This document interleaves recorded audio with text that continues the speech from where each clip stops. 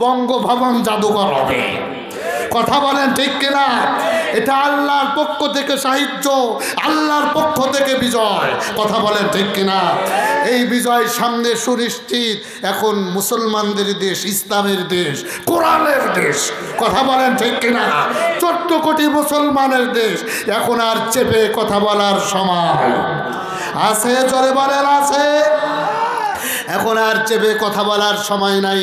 আমি আর একটা হাদিস বলে শেষ কথা বলবো। রাসূলুল্লাহর ভবিষ্যৎবাণী একটি হাদিস।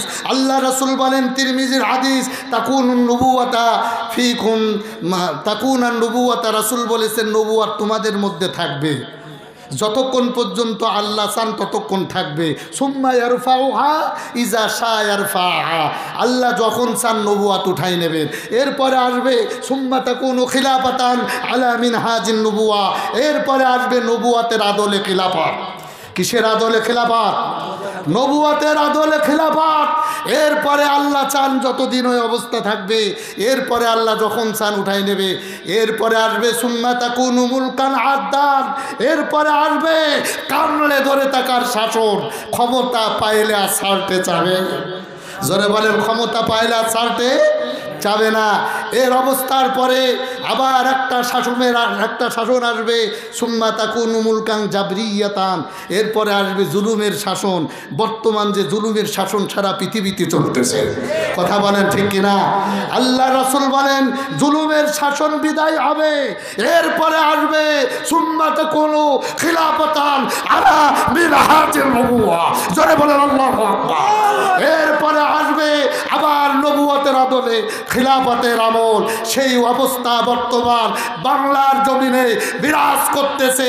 সুম্মা সাকাতা, এরপরে রাসূল চুপ থেকেছেন। কাজেই রাসূলুল্লাহর ভবিষ্যৎবাণী অনুযায়ী আমাদের সামনে এখন আমাদের দেশ। কথা বলেন ঠিক কিনা? ইসলামের দেশ, আপনার আমার কোরআনের দেশ হবে। এ দেশে কোরআনের পতাকা পথ উড়বে ইনশাআল্লাহ। জোরে বলেন ইনশাআল্লাহ। সম্মানিত হাজিরিন, আমি আর বেশি কথা বলতে চাচ্ছি না। আমি যে আয়াতে কারিমা সূরা কসাস থেকে তেলাওয়াত করেছি, একেবারে এই সূরার প্রাথমিক আয়াতগুলোর ভিতরে বর্তমান অবস্থার ফিরাউনের দেশের অবস্থা একেবারে হুবহু মিল। তাই আমি এই আয়াতগুলো তেলাওয়াত করেছিলাম। আরও অনেক কথা আছে, বলতে পারলাম না। তবে শেষ কথা, একটি কথা বলে আলোচনা শেষ করব। আল্লাহ তাআলা বলেন, আল মুনাফিকুনা ওয়াল মুনাফিকাত বা'দুহুম মিন বা'দ, মুনাফিক নারী এবং পুরুষ পরস্পর বন্ধু। এরা ইয়া'মুরুনা বিল মুনকারি, সৎ কাজের আদেশ দেয় আর সৎ কাজে বাধা দেয় আর অসৎ কাজের আদেশ দেয়। কারা? জোরে বলেন কারা? যারা মুনাফিক তারা। এরা সৎ কাজে বাধা দেয়, অসৎ কাজে আদেশ দেয়। তে আমরা কি মুনাফিক না মুসলমান? তা এই যে আমরা মাহফিল করতেছি, এইসব ভালো কাজ না?